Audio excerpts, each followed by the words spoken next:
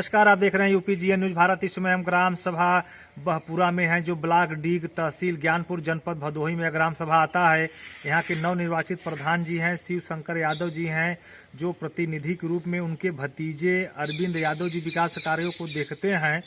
सन 2000 से 2005 तक प्रधान शिव शंकर यादव जी ही थे। इसके बाद उस समय जो विकास कार्य काफ़ी अच्छे किए थे, लोगों का सम्मान भी अच्छे ढंग से किए थे, लोगों के सुखों दुखों में 24 घंटे तत्पर तैयार थे। उसको देखते हुए 2022 में जैसे ही मौका मिला, फिर ग्राम सभा के लोगों ने इनको 540 वोट देकर इस बार काफ़ी अच्छे वोटों से चुनाव जिताए। इस ग्राम सभा में 2022 में उपचुनाव हुआ, जबकि 2021 में ही पंचायती राज का चुनाव हुआ था पूरे प्रदेश में। लेकिन किसी कारणवश जो यहाँ के प्रधान थे उनकी हत्या कर दी गई थी। इसके बाद सरकार ने उपचुनाव कराया और इस उपचुनाव में ग्राम सभा के लोगों ने इनको घर आकर उनसे निवेदन किए कि आप चुनाव लड़िए, आप जीतेंगे तभी गांव का विकास होगा। इसको देखते हुए शिव शंकर यादव जी चुनाव लड़े और ग्राम सभा के लोगों ने 540 वोट देकर इनको अच्छे वोटों से चुनाव जिताया। आइए, विकास पुरुष कहे जाते हैं प्रधान प्रतिनिधि शिव अरविंद यादव जी से खुल के ग्राम सभा के विकास पे, ग्राम सभा की समस्याओं पर चर्चा होंगी। सर, आपको प्रधान बने अभी उपचुनाव के बाद 2 महीने हुआ है लगभग, फिर कार्यकाल तो 1.5 साल के ऊपर हो गया है। तो ग्राम सभा लोगों को क्या संदेश देंगे?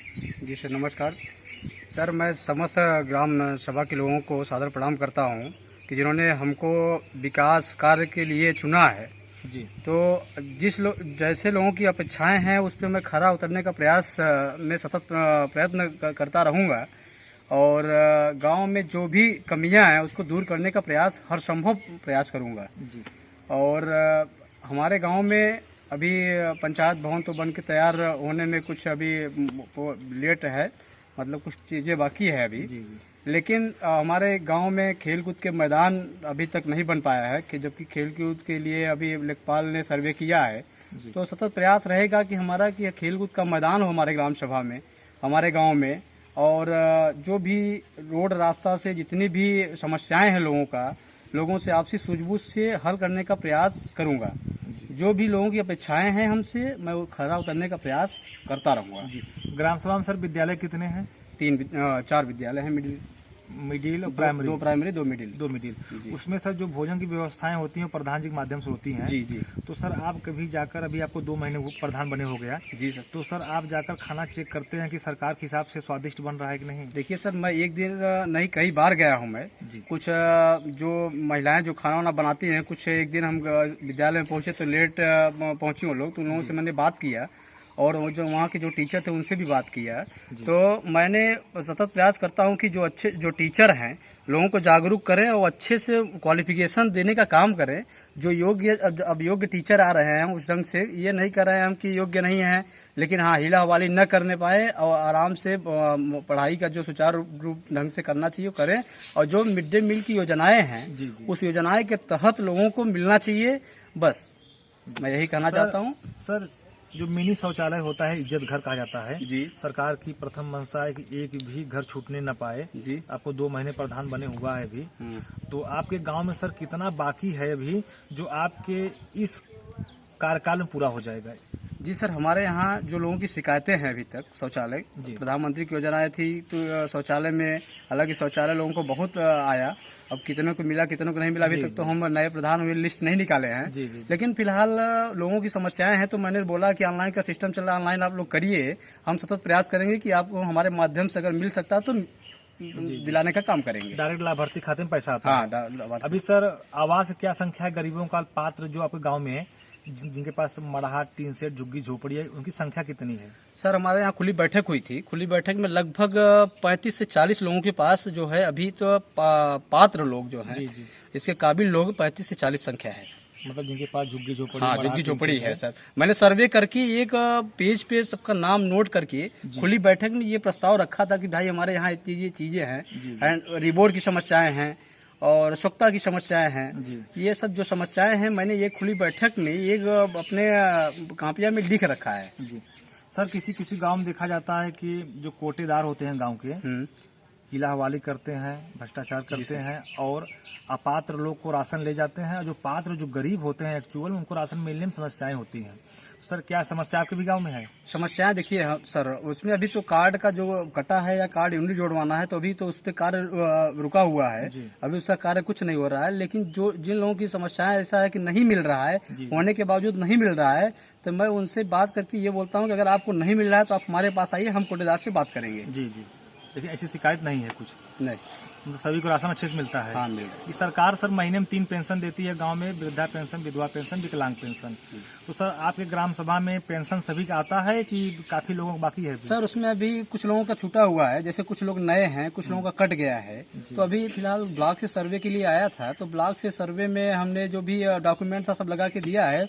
बाकी जिन लोगों का बाकी है उसमें हम सतत प्रयास करेंगे, जुड़वाने का काम करेंगे।